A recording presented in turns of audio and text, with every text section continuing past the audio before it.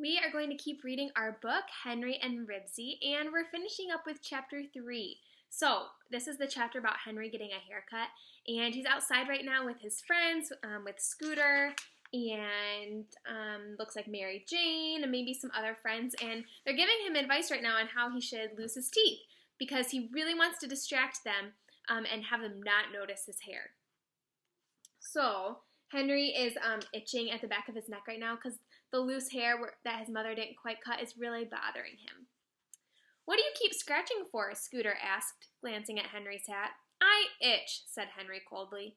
"Ramona!" shrieked Beezus suddenly. "Now look what you've done." Ramona was busy eating the pound of butter, which she had unwrapped and was holding in her grimy little hands. Ribsy finished licking the greasy paper and moved closer to help Ramona finish the butter. "Ribsy!" yelled Henry and grabbed his dog by the collar. He couldn't have Ribsy eating the Quimby's butter. You see Ramona with the butter? Beezus' mother would be sure to complain if he did. The Quimbys might eat butter that had been licked by Ramona, but they probably wouldn't eat butter licked by Ribsy, even though he was a nice, clean dog. Ribsy strained so hard toward the butter that Henry had to hang onto his collar with both hands. Ribsy coughed and pawed the air with his front feet. "Cut it out, Ribsy," ordered Henry. "Do you want to get me in trouble?" "Ramona, just wait till Mother sees this butter," scolded Beezus, as she pried at her little sister's slippery fingers. "Look at it, it's all squeezed and dirty." Out of the corner of his eye, Henry saw Scooter raise his hand. Henry let go of Ribsy's collar, the dog bounded forward, and Henry clapped his hands to his head an instant too late. Scooter had snatched the sailor hat. "You give me that hat!" yelled Henry, trying to cover his hair with one hand while he grabbed at his hat with the other. "Try and get it!" taunted Scooter and began to laugh. "Boy, oh boy, look at the haircut!" "Ribsy!" screamed Beezus. "I've got him," said Robert, grabbing Ribsy by the collar. "Henry Huggins, what happened to you?" Mary Jane was horrified. "You look all chewed." "Wow!" exclaimed Robert, keeping a firm grip on Ribsy's collar. "Look at that hair!"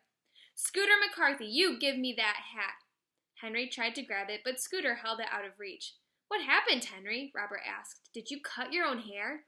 "Aw, keep quiet," said Henry. "It looks as if something has been chewing on it." Scooter stopped and laughed. "Look at it! Did you ever see anything so chewed?" Beezus, who was trying to stuff the melting remains of the butter back into the box, looked at Henry. "I know what happened. His mother cut his hair, that's what. I can tell because my mother cuts my hair and she never gets the bangs right." "Is that what happened?" Scooter demanded, as he spun Henry's hat around on his finger. Henry kicked at a tuft of grass. He was too miserable to answer. "Boy, she really got you," said Scooter, laughing harder than ever. "Look at those nicks in the back, and the way it sticks out over your ears."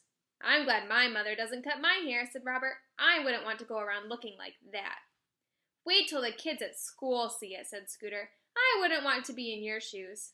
"It does look pretty awful," said Beezus, as she tried to hang on to her little sister's greasy fingers. "I guess it's easier to cut girls' hair." Henry did not have a thing to say. He knew how awful his hair looked. At last, Mrs. Huggins came out onto the porch. "Henry, dinner is ready," she called. Henry caught the sailor hat as Scooter tossed it to him. "Come on, you old dog," he said to Ribsy as he climbed the front steps. "Look at all the trouble you got me into, just because I was trying to keep you out of trouble. Now what am I going to do?" Ribsy's ears and tail drooped as he followed Henry into the house. Next time we will start chapter 4, which is called Henry's Canine Teeth.